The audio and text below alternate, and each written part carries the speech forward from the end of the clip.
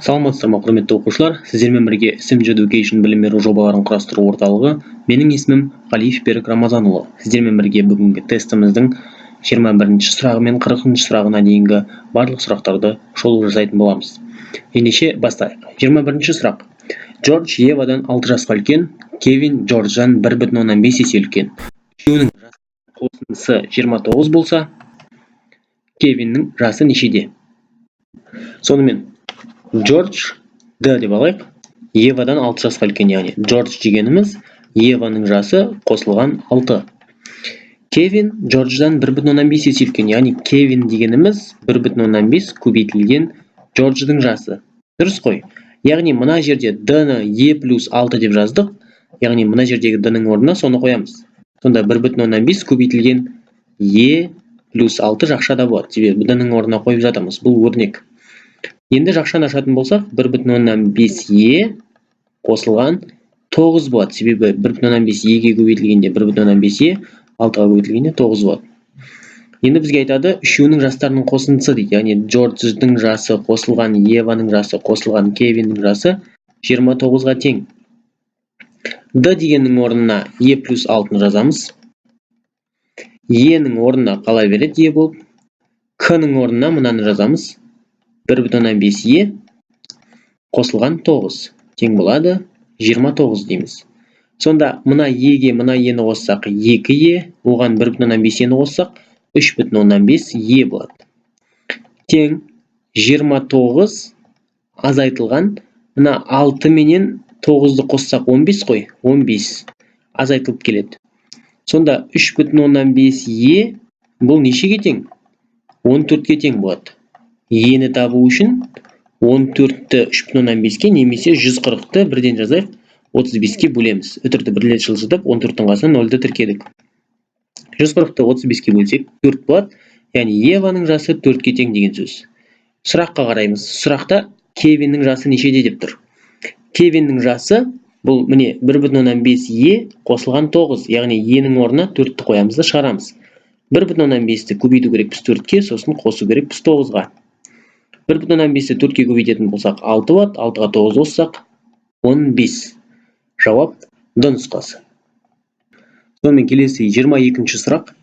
Санның 7-тен 2 бөлігінің 15% 2,4-ке тең. Берілген санның мәнін табыңдар. Яғни берілген бір x деген сан бар, соның 7-ден 2 бөлігінің 15% дегеніміз 7-тен 2-ке көбейтіп, сосын 0,115-ке көбейткен кезде 2,4 шығады деген мағына білдіреді. Яғни x-ті табу үшін мына көбейтіліп тұрған сандарды бөліп жібереміз 2,4-ке. Яғни 2,4-ті бөлу керек біздер нешеге? 0,115-ке және де бөлу керек біз 7-тен 2-ке. Қарайық, 2,4 дегеніміз бұл 24 бөлінген 10. Бөлуді көбейтуге алмастыратын болсақ, мына 100-ден 15 дегеніміз бұл 15-тен 100 болып кетеді. Сосын көбейтілген 7-тен 2-міз бұл 2-ден 7 болады. Қысқартайық. 10 менен мынаның 1 нөлі қысқарады. 15 менен 10-ды қысқартамыз 5-ке, үстінде 2 астында 3 қалады. Мына 2 менен мына 2-ні қысқартамыз. 3 менен 24-ті қысқартатын болсақ, мына жақта 8. 8-ді 7-ге көбейтсек, 56 шығады. X 56-ға тең, жауап Б нұсқасы. Келесі 23-ші есеп, 2 таңбалы сан берілген. 4 таңбалы сан деп тұр, яғни бұл 569x деген сөз емес. Бұл 5690 бір нәрсе, яғни x-тің орнында бір сан тұру керек деген мағынаны білдіреді. Енді қарайық. 5690 бір нәрсе осы 6-ға қалдықсыз бөлінеді дейді. Яғни бірінші сан 6-ға қалдықсыз бөлінеді дейді. Бұл 6-ға қалдықсыз бөліну үшін қалай болады? Ең бірінші мына жерден 54 бөлінеді, дұрыс қой. 54 6-ға қалдықсыз бөлінеді, 9 болады. Сосын 54 азайтатын болсақ, мына жерде 2 қалдық қалады, 29 түседі. 29-дың ішінде 24 бөлінеді қалдықсыз. Сосын 5 қалдық түседі, сосын 50 неше бөлінеді? X-дің орнына нешені қойсақ қалдықсыз бөлінеді? Дұрыс айтасыздар, 54 болса, яғни X деген бұл 4-ке тең деген сөз. Түсінікті ме? Түсінікті деп ойлаймын. Енді қарайық. Біздерде екінші сан берілген, Y деген саннан басталады. Бұл да көбейтіліп тұрған жоқ. Бұл Y-тің орнында бір сан тұру керек. Мысалға, 2 тұрса 2325 деген сөз. Яғни Y 1325 деп оқиық. мысалға осы екіншісі 9-ға қалдықсыз бөлінеді дейді. X пен Y-тің көбейтіндісінің мәнін табу керекпіз соңында. Қарайық. Y 1325 бұл 9-ға қалдықсыз бөліну үшін қалай болады? Енді бұл жерде соңына қараймыз. Соңына 5-ке аяқталатын қандай санға бөлінеді? 9 саны. Әрине 45-ке бөлінеді, дұрыс қой. Яғни мына жерден бізде 45-ті азайтатын болсақ, ең соңында, сонда үстінде мына жерде 8 қалу керек. Түсінікті ғой? 8 азайтқан кезде соңында 45 шығады. 8 азайтылу үшін біздер білеміз 18 болады бұл. Дұрыс қой? 18 азайтылу керек. 18 азайтылған кезде бізде мына жақта 45 қалу керек деп ойлаймыз. Енді сонда мына жерден 18 қалу үшін сонда мына жерде 81 болу керек деген мағынаны білдіреді. Себебі қазір қарайық. Мына жерде 8 тұрса, мына екеуінің қосындысы 2-ні береді. Ал мына жердегі екеуінің қосындысы қазір 25, 125 болғандықтан мынаған үшіншісі болып келеді. Ойланып көрейік, қарайық. 8 болса Y-тің орнында 8325 бөліне ме екен 9-ға? 81 бөлінеді. Содан кейін 2 қалдық қалады. Мына 2-ні түсіреміз, 22 болады. Содан кейін 18 бөлінеді. Дәл жаңағы айтқанымыздай 4 қалдық қалады, 45 болады. Бұл да 45 бөлінетін болғандықтан дәл қалдықсыз бөлінеді. Яғни Y нешеге тең? Y 8-ге тең. Сонда X пен Y-тің көбейтіндісі 4 8-ге көбейтсек, Д нұсқасы 32 шығады. Келесі 24-ші есеп, теңдеулердің түбірлерінің қосындысын табыңдар. Мына теңдеуді бірден ашып жазайық. Яғни неше болады? Минус 10x қосылған 15 болады. Азайтылған 8 тең болады минус 7x минус 5. Қарайық, міне минус 5 ең бірінші 2x-қа көбейтілді, минус 10x болды, минус 5 минус 3-ке көбейтілген кезде қосылған 15 болды. Түсінікті ғой?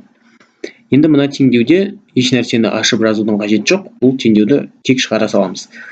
Бірінші есеп, бірінші теңдеуді шығарайық. Мына жақта минус 10x-іміз қалады. Мына жақтағы минус 7x, мына жаққа плюс 7x болып келеді. Тең болады. 15-тен 8 алсақ біздерде 7 ғой. 7 ол мына минус 5-тің қасына минус 7 болып барады. Сонда минус 5, міне қалған сан, минус 7 болады. Минус 10x қосылған 7x бізге минус 3x-ті береді. Тең болады. Бұл жерде бізде минус 12 шығады. Минус 12 шығады. Сонда x-ті табу үшін біздер минус 12-ні минус 3-ке бөлу керекпіз. Сонда жауап тек 4 деген шығады. X-ның мәні 4-ке тең. Мына жақта бізде 12x-іміз тұра береді. 18x плюс 18x болып сол жаққа көшеді. Тең болады. Оң жағында минус 54 қалды. Соның қасына мына қосылып тұрған 54 минус 54 болып барады. Сонда екеуін қоссақ 30x тең болады минус 108-ге. X-ті табу үшін минус 108-ді бөлу керек біз 30-ға. Екеуін 3-ке қысқартайық, астында 10 қалады, үстінде бізде минус 36 болады, 3-ке бөлетін болсақ. Минус 36-ны 10-ға бөлсек, минус 3,6 деген сөз. Мынау екінші түбір, мынау бірінші түбір.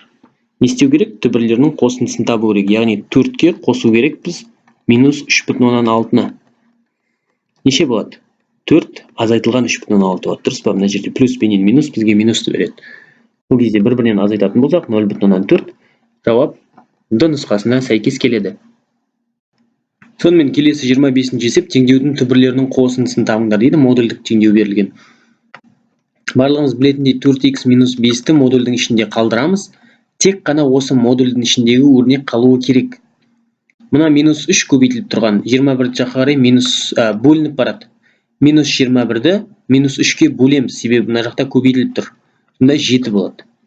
Сонда енді барып осы теңдеуімізді екі жай теңдеуге алмастыруға болады. 4x алынған 5 тең болады 7 деп модульсіз жазамыз. Енді 4x алынған 5 тең болады минус 7 деп тағы да жазамыз. Білеміз ғой осыны. Сонда 4x тең болады. Мына минус 5 7 жаққа қарай плюс болып барған кезде 12 болады. X дегеніміз бұл 3-ке тең. Мына жақта 4x тең болады. Минус 7, мына минус 5-іміз плюс 5 болып барады. Минус 7 плюс 5 бізге минус 2-ні береді. Сонда x-ті табу үшін минус 2-ні 4-ке бөлеміз, яғни минус 0,5 шығады. X 3-ке тең, x минус 0,5-ке тең. Теңдеудің түбірлерінің қосындысын табу керек, яғни 3-ке қосу керекпіз тағы да 0,5-ті, яғни минус 0,5 болып кетеді. Сонда жауабы 2,5 С нұсқасына сәйкес келеді. Келесі есеп жазыңқы бұрыштың алттан бір бөлігінің мен тік бұрыштың 5-тен 3 бөлігінің қосындысын табыңдар. Яғни жазыңқы бұрыш дегеніміз бұл қанша градус? 180 градус. Яғни жазыңқы деген сөз жазықтық деген мағынаны білдіреді. 180 градустың 6-дан 1 бөлігі және тік бұрыш бұл 90 градустың 5-тен 3 бөлігінің қосындысын дейді. Яғни екеуінің қосындысын табу керекпіз. 180 менен 60-ты қысқартатын болсақ 30 градус қалады. 90 менен 5-ті қысқартатын болсақ неше болады?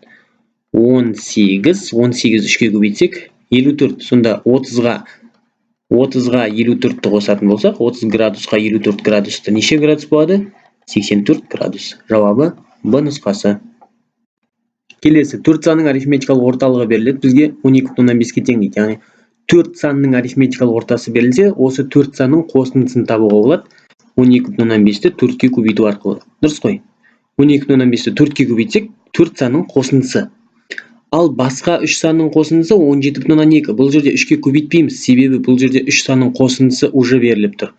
Яғни просто қоса қоямыз 17,2-ні. Осы барлық 7 санның арифметикалық ортасын табу үшін осы барлығының 7 санның қосындысын қарайық. Мына жерде біздер жаңа 4 санның қосындысын таптық, мынау қалған 3 санның қосындысы. Барлығын қоссақ 7 санның қосындысы болады, осыны 7-ге бөле саламыз. 12,5-ті 4-ке көбейтетін болсақ, неше болады? 50 болады. 50-ге 17,2-ні қосып, нешеге? 7-ге бөледі екенбіз. Сонда 67,2-ні бөлу керек біз 7-ге. Біздер білеміз, 67-нің ішінде мына жерде 63 бөлінеді, 9 болады, 63. Содан кейін 4 қалдық қалады. Ол мына 2 мен 4,2 7-ге бөлген кезде 6 болады. Сонда 9,6 біздің жауабымыз А нұсқасы. Келесі есеп көлік 84 км/сағат жылдамдығымен 1,5 сағат жүріп, кейін 2,5 сағатта 72 км жылдамдықпен жүрді. Барлық жолдың орташа жылдамдығын табу керек. Өте оңай есеп, яғни 84-ті көбейтеміз 1,5-ға, яғни қанша жүргенін табу үшін. Сосын 2,5-ді көбейтеміз 72-ге. Бұл жерде де қанша жүргенін табу үшін. Барлығы қанша жүргенін табу үшін барлығын қосамыз. Жолға барлығы қанша уақыт кетті? Мына жерде 1,5 сағат, мына жерде 2,5 сағат. Сонда барлығы 4 сағат уақыт кетті. Соған бөлеміз тек. Болды. 84-ті 1,5-ке көбейтетін болсақ, яғни 84-ке өзінің жартысын қос деген сөз. Нешені қосамыз? 84 қосылған 42, бұл бізге 126-ны береді. Сонда 126 қосылған 2,5-ді 72-ке көбейтсек, бұл 2-ге көбейтеміз 72-ні ең алдымен. 144 болады. 144-ке қосамыз 36-ны. 144-ке 36-ны қоссақ 180. Соны бөлу керек біз 4-ке. Яғни 306-ны бөлу керек біз 4-ке. Дұрыс қой? Мына жерден 30-дан аламыз. 28 бөлінеді 4-ке 7 болады. 28-ден кейін 2 қалдық қалады. 26-ның ішінде 4-ке бөлінетін 24 бар, 6. Сосын 2 қалдық қалады, ол 15 болады. 76,15 бұл біздің Б нұсқамызға сәйкес келеді. Келесі есеп катер ағыспен 2 сағатта 92 км жүрді. Ағыспен деп тұр, яғни ағыспен бірге деген сөз. Бұл жерде қайықтың жылдамдығына ағыстың жылдамдығы қосылып тұр. Сосын барып уақытқа, яғни 2-ке көбейтілген кезде 92 шығып тұр. Егер ағыстың жылдамдығы 1,2 дейді, яғни мына ағыстың орнына, мынаның орнына 1,2-ні қойсақ, катердің ағысқа қарсы жылдамдығын табу керекпіз. Бұл жерден қазір осы теңдеуді шешу арқылы біздер қайықтың ғана жылдамдығын табамыз. Бірінші тауып алайық. Қайықтың жылдамдығы қосылған 1,2 тең болады. Мына 2-міз мына жаққа бөлініп кетсін, 46 шығады. Сонда қайықтың ғана жылдамдығын тапсақ, 46-дан 1,2-ні азайтамыз. 44,8. Қараңыздар, бұндай жауап бар 44,8 деген. Бірақ бұл қайықтың жылдамдығы. Бізден сұрап тұрғаны катердің ағысқа қарсы жылдамдығын сұрап тұр. Яғни қайықтың жылдамдығы осындай, ағыстың жылдамдығы 1,2, қарсы жүзген кезде бір-бірінен жылдамдықтары азайтылады.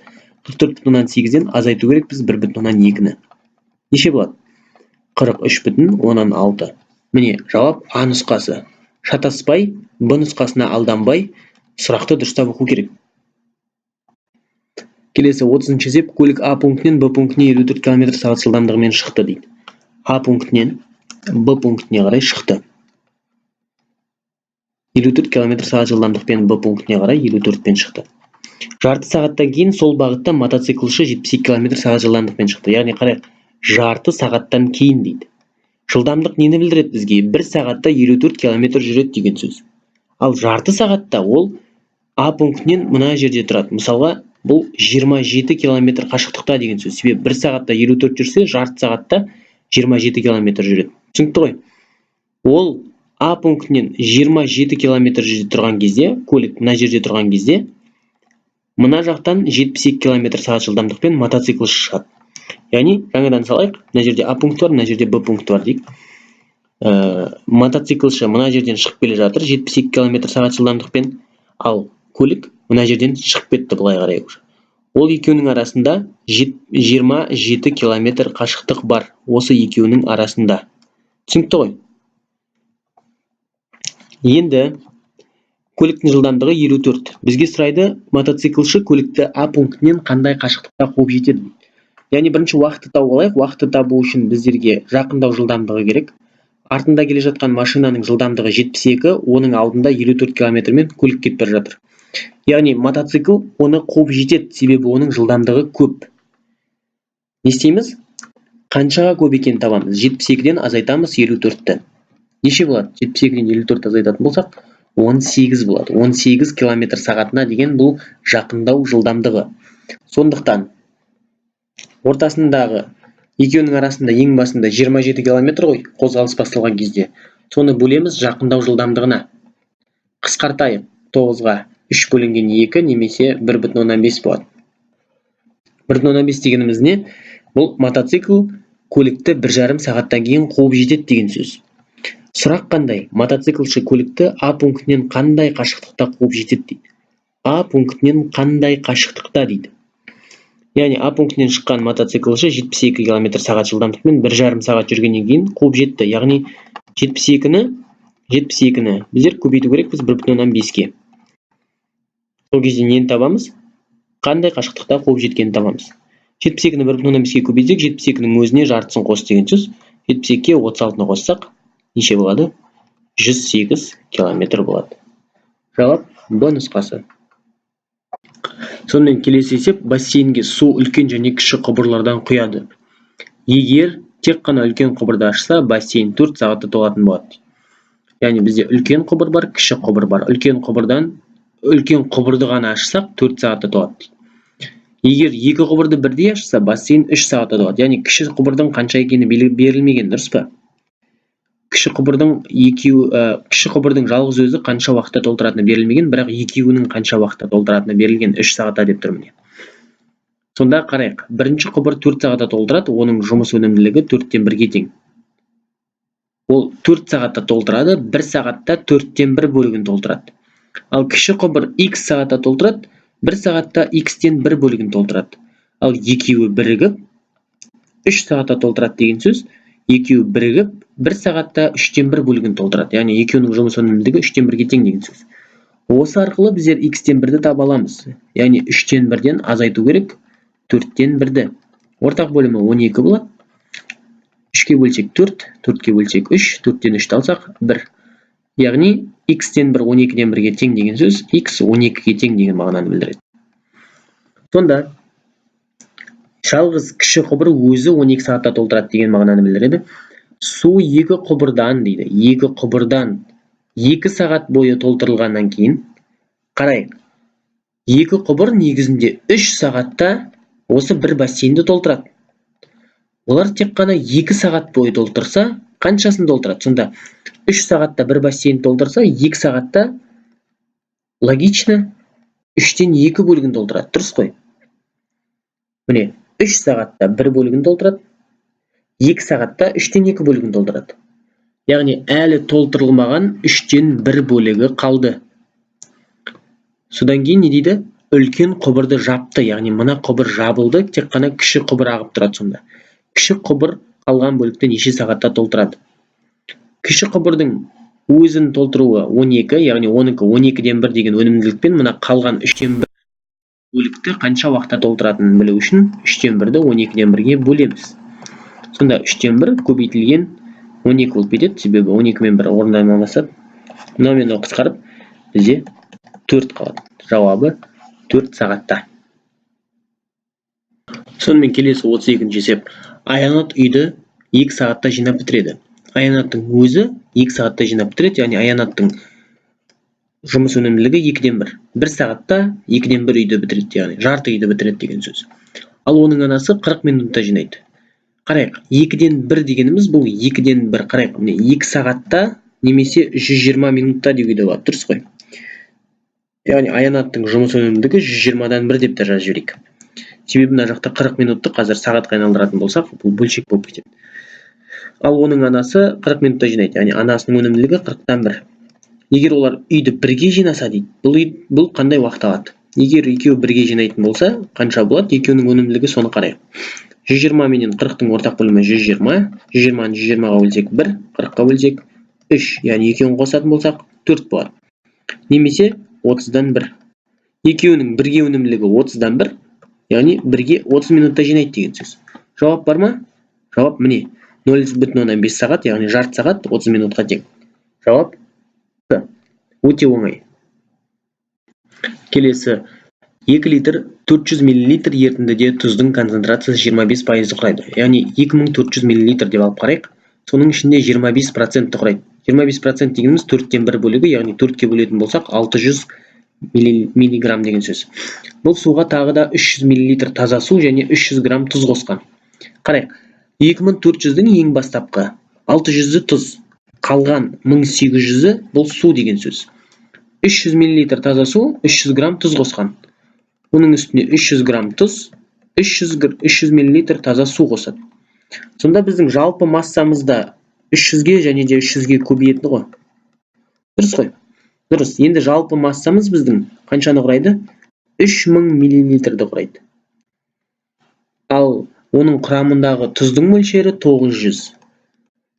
Сонда 3000 біздің 100%-іміз болатын болса, концентрацияны табу үшін осы құрамындағы тұз мөлшерінің пайыздық көрсеткішін табу керекпіз. X-ті табу керекпіз. X-ті табу үшін не істейміз? 900-ді көбейтеміз 100%-ға, сосын бөлеміз 3000-ға. 100%-ға. Сонда 3000-ның 3 нөлі менен мына жерден 100-дің 2 нөлі және де мына 90-ның 1 нөлі қысқарады. 90-ды 3-ке бөлетін болсақ, неше болады? 30%. Жауап С нұсқасы. Өте оңай болды. Келесі теңсіздікті шешу керек біз. Минус 3х қосылған 8х азайтылған 16 болады. Үлестірмелік қасиет арқылы көбейтетін болсақ. Үлкен немесе тең 2х плюс 5-тен. Кәдімгі теңдеу секілді шығарамыз, білеміз, е?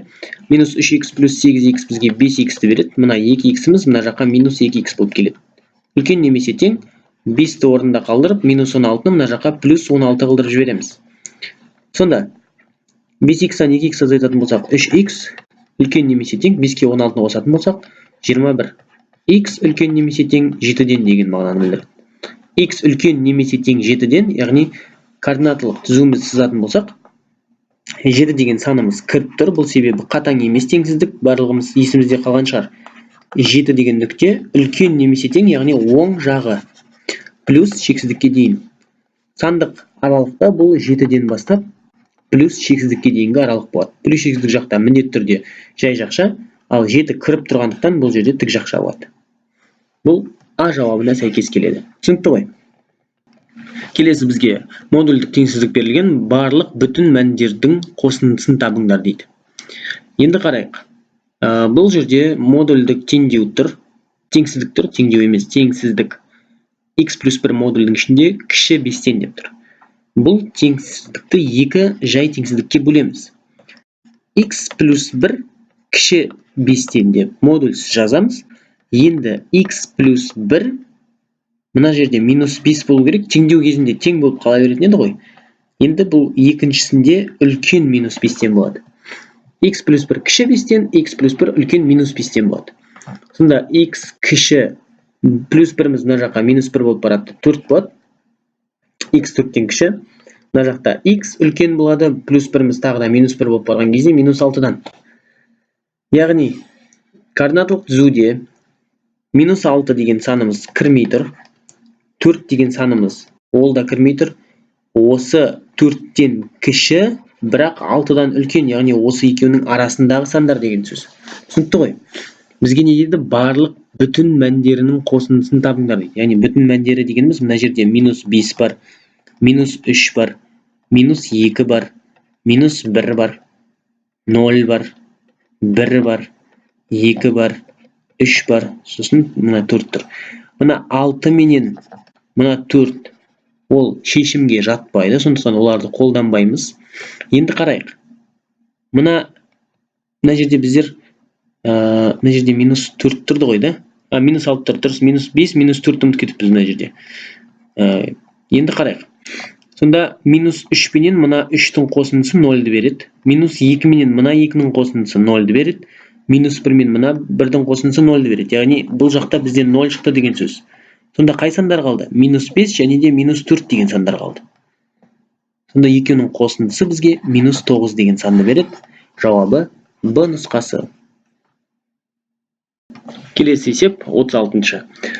3-тен 2x бөлінген деп тұр 15-тен 8-ге. Біздер көбейтілген 8-ден 15 деп жазамыз. Тең болады 6-дан 5y көбейтілген деп жазамыз. Тағы да 9-дан 4 дегеніміз 4-тен 9 болады. Қарайық, қысқартатындарды қысқартамыз. 3 менен 15 қысқарады, мына жақта 5 қалады. 2 менен 8 қысқарады, мына жақта 4 қалады. 6 менен 9 қысқарған кезде 2 және де 3 болады.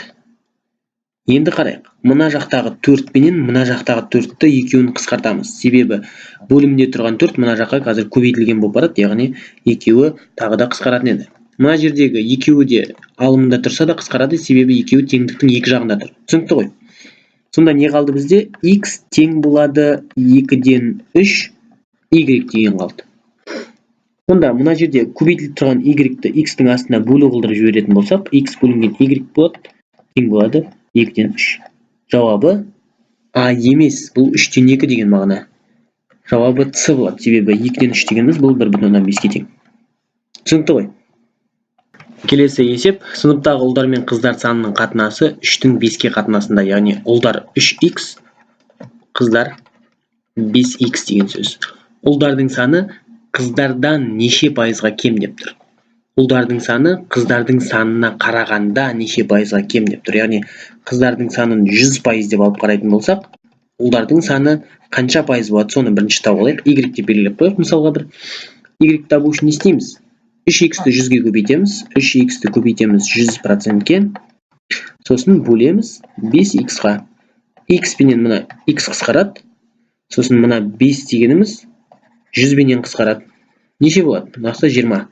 3-ті 20-ға көбейтсек 60% шығады. Сонда y дегеніміз 60%. Енді қарайық. Мына 60% 100%-ке қарағанда қанша пайызға кем? Дұрыс айтасыздар? 40%-ға кем. Келесі есеп, дөңгелектің радиусы 4,5, радиусы 4,5 сантиметрге тең дейді. Бұл дөңгелектің ұзындығын тауып, оны ондық үлеске дейін жуықтаңдар, пи саны 3,4-ке тең. Ұзындықты табу үшін біздер 2πr деген формулаға сүйенеміз.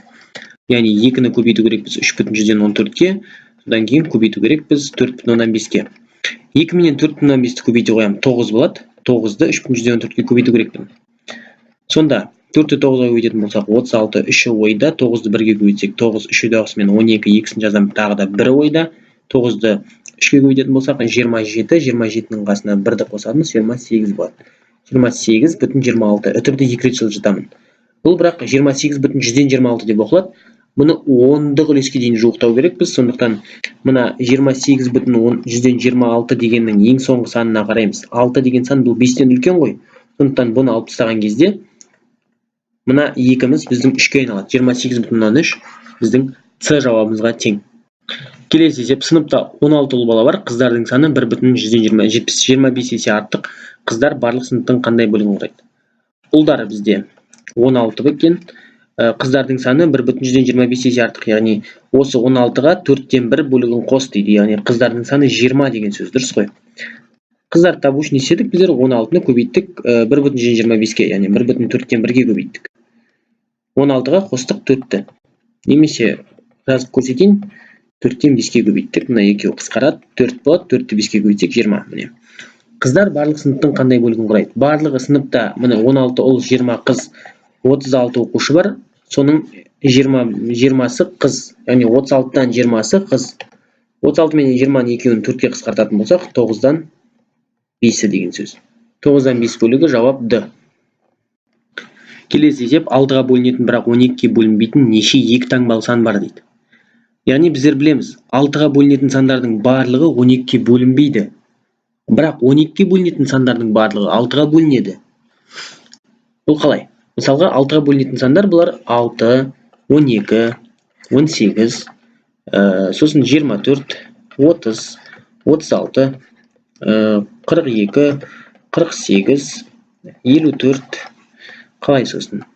60, 66, 72, 78, 78, сосын 86, 92, 98, осылай кете береді. Бірақ 98-ге қайтадан 6-ны қосатын болсақ, 104 шығады. 104 дегеніміз бұл 3 таңбалы сан. Мына жердегі 6 да кірмейді, себебі бұл 2 таңбалы сан емес. Бізден 2 таңбалы сан нешеу деп тұр. Қарайық. 6-ға бөлінетін, бірақ 12-ге бөлінбейтін сандар керек. 12 6-ға бөлінеді, 12-ге тоже бөлінеді. Сондықтан 12-ның өзі жатпайды. Түсінікті ғой? 12 6-ға бөлінеді, бірақ 12-ге бөлінбеу керек ол. Мысалға 18 бұл жерге кіреді, себебі 18 6-ға бөлінеді, 3 болады, 12-ге бөлінбейді. 24 бұл 12-ге бөлінеді, сондықтан жатпайды. 30 12-ге бөлінбейді, жатады. 36 12-ге бөлінбейді. Бөлінеді, сондықтан ол жатпайды. Сонда нені байқап тұрмыз? Әрбір бір саннан кейінгі сан ол бөлінеді, сондықтан ол мынау мысалға кірмейді, мына 54 кіреді, 60 12-ге бөлінеді, сондықтан кірмейді, мынау кіреді, мынау кірмейді, мынау кіреді, осылай. Түсінікті ғой? Сонда нені көріп тұрмыз? 1, 2, 3, 4, 5, 6, 7 сан бар екенін көріп тұрмыз. Жауап А нұсқасы.